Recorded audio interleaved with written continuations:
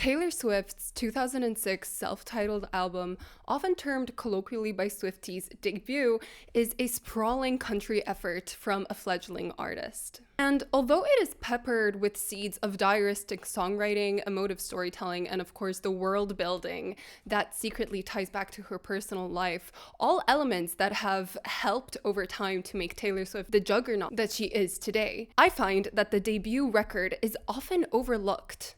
Hi, my name is Vera, and with 11 days remaining until Taylor Swift's 12th studio album, The Life of a Showgirl, comes out, I thought that it'd be nice to combine my love for literature and my love for Taylor Swift's art and recommend you some books based on each album to help with the weight and anticipation over these next few days. Of course, we are starting the countdown with Debut.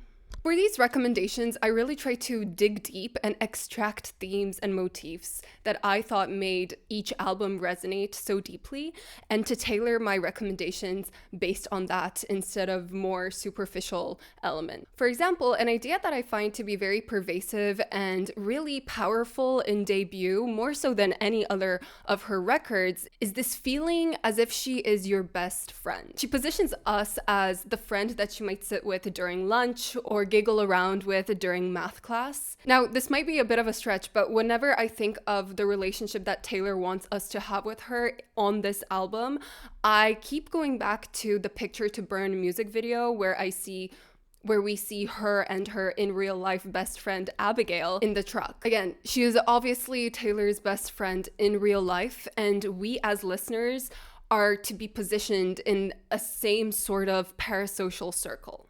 We are Taylor's confidant. And a piece of evidence that I think supports this idea even more is she literally name drops the people that she's singing about, and she doesn't really do that again until Dear John on Speak Now.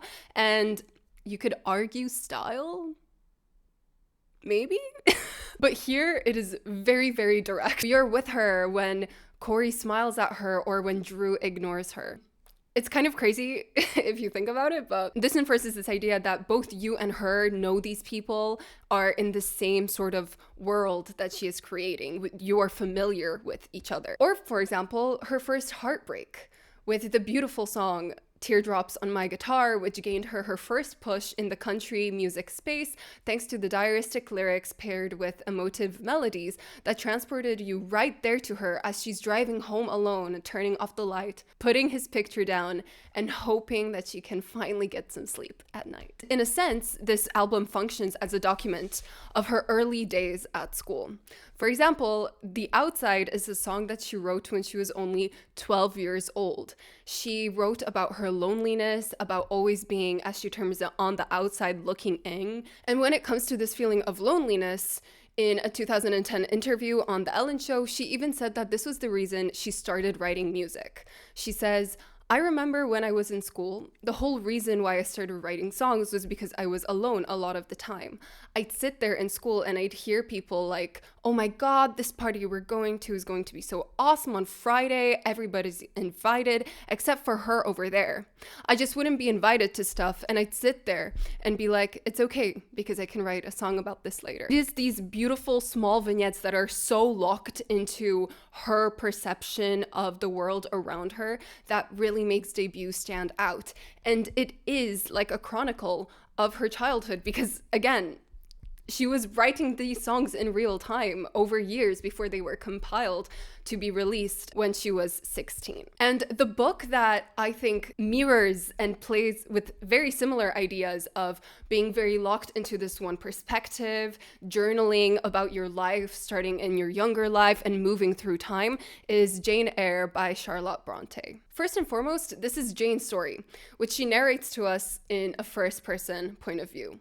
Almost like she is telling you a story because she actually refers to us, the readers, quite a lot. We start off learning about her growing up in the home of her heartless aunt after being orphaned, then being a governess to the ward of Mr. Rochester in Thornfield Hall, to the famous love story that then springs forth. But as much as it is a love story, it is also an autobiography of sorts of our heroine throughout all of her years. And of course, this is where Taylor Swift later on took this idea for Invisible String. So to be honest, even though I'm recommending this for Debut, and I do think that it suits Debut way more than Folklore, just in general, the whole book, not just the quote out of context, you're kind of getting 2 for 1.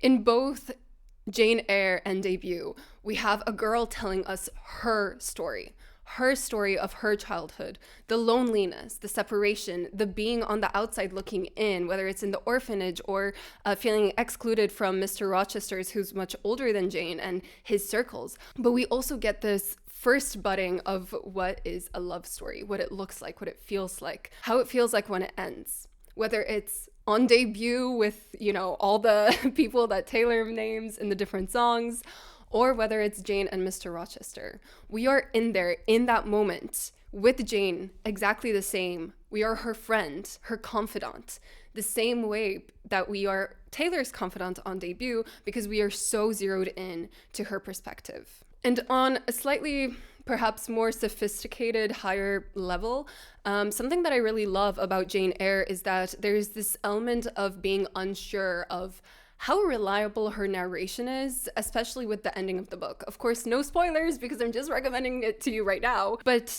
since we are so zeroed in to Jane's perspective, we are left grappling with this idea of, are we reading a true account of what has transpired, or one that Jane tells herself because it's her love story? Same way, there are always 2 sides to whatever Taylor writes about, but the emotional truth of the matter doesn't change.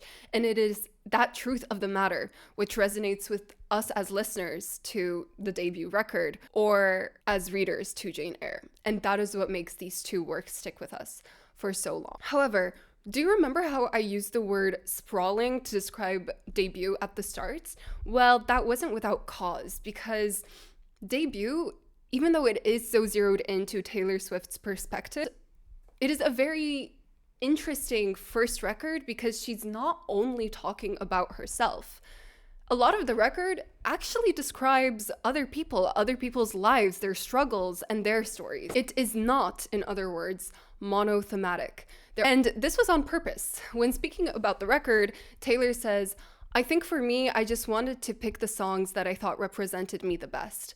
And, different emotions. And if I had one about being angry, I wasn't going to put another one on that's about being angry. If I had one about missing somebody, I wasn't going to put another one on about that.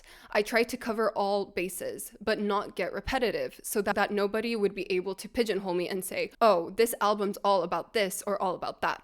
I didn't want to convey just one emotion. And when we look at the actual album, we see songs like Tied Together with a Smile, which is about her friend dealing with an eating disorder. Or for example, in Mary's song, she describes the lives of 2 neighbors when they were first 7 and 9 till when they are 87 and 89, with each verse and chorus moving through time and documenting them revolving around each other, slowly being pulled together again and again. Or even A Place in This World, a song that, if you know me, I'm not very fond of, but it's all about being told you have to choose what you want to do because college is right around the corner, or feeling lost in the direction of life when you get let out of the academic system in which you were for your entire life, essentially.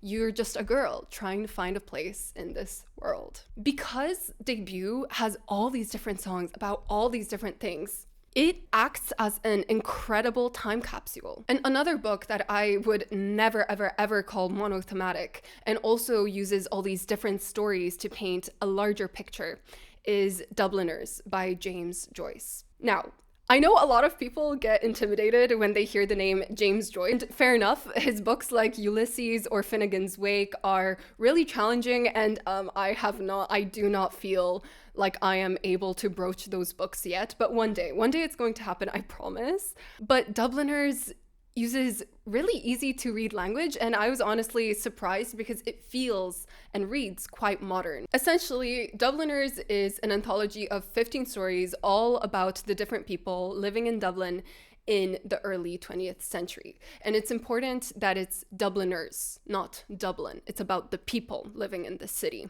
In his letters to Vincent, his brother, James Joyce writes, "My intention was to write a chapter in the moral history of my country, and I chose Dublin for the scene because that city seemed to me the center of paralysis. I have tried to present it to the indifferent public under 4 of its aspects: childhood, adolescence, maturity, and public life. The stories are arranged in this order." Look, I love an anthology where not only the short stories are incredible, but the collection together paints this greater picture about a certain place in time. And that is exactly what Dubliners is. It is incredible in how it captures not only the people of Dublin in this state of paralysis, as James Joyce said in the quote, especially regarding the British influence, but also the Celtic revival, church, alcoholism, and class. The way I like to think about Dubliners, especially given this idea of different stories pertaining to the adolescence, childhood, maturity, and public life of Dubliners, is as little tiles, and they come together forming this incredible mosaic. And my personal favorite tiles, if you will, that form this picture are the sisters, Eveline, counterparts, and a painful case. And it's all tied together at the end, at least thematically, with the longest short story called The Dead, which acts as a coda. Debut also uses all these different songs that I've already mentioned to ultimately paint a very holistic image of a certain place and time. Obviously, we are not talking about Dublin in the 20th century, but rather the high school Americana of it all in the 2000s. And although Taylor's writing was still not at the level as it is today, or even as it was on her sophomore album Fearless, I think the emotional resonance of this picture is very clear. Also, just on a more superficial note, something that I find interesting is the framing of both Dubliners and Debut, because I find it to be quite similar. So the first short story and the last short story, The Sister and The Dead respectively in Dubliners, are actually interchangeable titles. And I'd actually argue that Tim McGraw to Our Song, even though they're not interchangeable per se, there is something to be said about it being a great framing device for the album, with Tim McGraw being about Taylor asking someone to remember her when he hears a Tim McGraw song, to her now saying, we don't need a Tim McGraw song because we have our song and we create our song. I think that's very beautiful. The next theme, I'm going to tie back a little bit to what I was saying earlier about those vignettes, because something that I really think is special about Debut is just when it comes to documenting love, it is so good at zooming in on those teeny tiny scenes and then using those teeny tiny scenes to build up a greater love story. It's almost like using the different songs to build up the holistic image of the high school Americana in the 2000s. But in this case, it's not the different songs building together to form a certain image, but it's rather the different scenes within a song that help to ultimately create a mosaic that is the emotion expressed by the song. And this is one of my favorite things that Taylor Swift does just within her entire discography, but it's really beautiful to see the start of that in this album. And I think that storytelling is something that country music is so well known for. And so obviously I have to highlight this in this video. For example, she actually starts off the album in the song Tim McGraw saying, "He said the way my blue eyes shined, put those Georgia stars to shame that night. I said, that's a lie.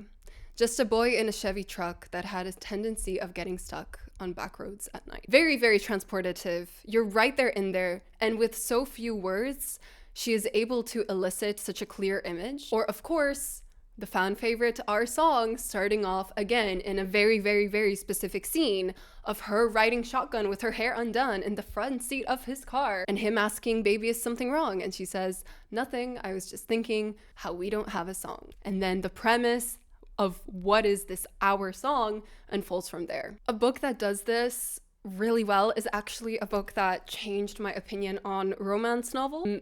I'm sorry to say, but I was for a long time a huge literary snob, and I didn't want, to be associated with that. But then I read this book and I was blown away. and it's People We Meet on Vacation by Emily Henry. This book is about two best friends who have nothing in common, but they were best friends for over a decade. You have Poppy, who is wild, adventurous writer, and she thrives on spontaneity, contrasted with Alex, who is a buttoned-up teacher who prefers the routine and quiet. However, despite their differences, every single summer they've taken a special trip together to create some unforgettable memories. That is until 2 years ago when something happened on one of those trips that caused a falling out. And now Poppy is just really depressed, and despite having what she always wanted, when she thinks about the last time that she was truly happy, she realizes that it was on one of those vacations that she had with her friend Alex. So she calls him up to see if he'd be up for just one last trip. The way this book uses those little vignettes is actually because it's told in the dual timelines. So you have the present day, which follows this reunion, I guess, if you can call it that, but you also have these flashbacks, these little tiny scenes that slowly over the course of the book build up a picture of why Poppy and Alex have so much love for each other, how their friendship formed, and ultimately what broke them apart. And to be honest, it's been a couple of years since I read this book, but whenever I think back on it, I think of those tiny vignettes, whether it's the iceberg, whether it's the sickness, you know, not trying to spoil anything, but it's those little vignettes that I think of, or the car scene. Oh my gosh. Because they just stand out so well in my mind. And when I think of debut, it's the songs that I feel have the best concept, the most direct scene vignette that they are depicting that are so transportative. And also, can I just say, the movie is coming out soon-ish. They released the poster and it's actual perfection. Tom Blythe is playing Alex, and I'm so unwell and I can't wait. So I will be very annoying when that movie comes out, and I really hope it's good. So if you need a time to read your first Emily Henry novel, let me tell you, now's the time. The last book that I want to recommend for this video is rooted in the country aesthetics of the album and how important that is to the album. Because it's not just the visual aesthetic or the sound aesthetic, I guess, or influence that made debut what it was, but it was the entire country scene. It was Taylor being a country fan for so long and wanting to finally add her voice into this mix that she has admired for so long, wanting to pay homage there. Something that really made Taylor successful and keeps her so enthralling to so many people around the world is the country tradition of musical storytelling. And that is still very much felt throughout all of her projects. Sometimes a bit more intensely, like the Tortured Poets Department, which was almost overwritten at times, but was really leaning into, again, some of those country sounds, for example, on I Can Fix Him, No Really I Can. But sometimes it is a little bit withheld, like it was on Midnights with songs like Question that didn't really reveal themselves to us what they could be about until much further down the line. But it all stems back to the lessons that Taylor learned in country. Every single song on the record is some sort of story that you can follow. And trying to fit into Nashville's country scene really helped her get a foot in the door by presenting an authentic, relatable image and helping her stand out as a songwriter. Of course, the aesthetics, the actual aesthetics were strategic as well. She was young and writing about ordinary teenage experiences, so that pairing with the small town country vibe made her more accessible and, importantly, more marketable to this demographic that perhaps wasn't catered to as much by country music. Young teenage girls. Someone had to fill in that gap, right? So obviously, for my last recommendation, I had to pick a book that vaguely had similar vibes with growing up in a small town, this feeling of isolation, the mix of coming of age and romance, but also a book that is so tied to the setting that it describes that the setting almost becomes like a character in and of itself. And the book that I want to recommend is Where the Crawdads Sing. It is a mashup of a coming of age story and a murder mystery and a love story. So you're really getting a 3-in-1. We follow Kaya Clark, who grows up totally alone in the marshes of North Carolina. Her family slowly abandons her one by one, and she has to figure out how to survive by herself. Everybody in the town kind of ostracizes her. They call her the marsh girl and don't want her to intermingle with them too much. But she's all right with that. She loves the marsh. The marsh itself becomes a character. And actually the prologue to the book is one of the best setting, world building and settings descriptions that I've ever read in my life. I also think it's very highly telling that we have those 2 pages that Delia Owens writes, contrasting the idea of what is a marsh and what is a swamp, and that is what she wants to focus on at the start. Because so often what we start a book with is going to be a very important factor in the development, and obviously the setting is very important. The book jumps between 2 timelines, just like People We Meet on Vacation. One is about Kaya's past, showing her childhood, her growing up and learning. And then the second is a present day murder investigation of this popular guy called Chase Andrews, who is found dead, and everybody obviously suspects the marsh girl, Kaya Clark. It is a slow and poetic read, but it is also very tense as you're trying to figure out who killed Chase and whether Kaya at the end of the day will be all right. So if you want to read a book where the setting is a very important character and shapes the story, kind of like the country's setting and scene is a character on debut and really shapes what that record had to become in order for Taylor to have a foot in the door, well then I think you should check out Where the Crawdads Sing. Anyway, those were my 4 recommendations for Taylor Swift's self-titled debut record. If you read these books, please do let me know what you think of them, and if there are any other recommendations based on debut that you would like to share, let me know in the comments. Also, it would mean the world to me if you're still watching, if you could like and subscribe to this channel, because it really helps out a lot. Anyway, thank you so much for watching, and I'll see you tomorrow with the Fearless recommendations. Bye-bye!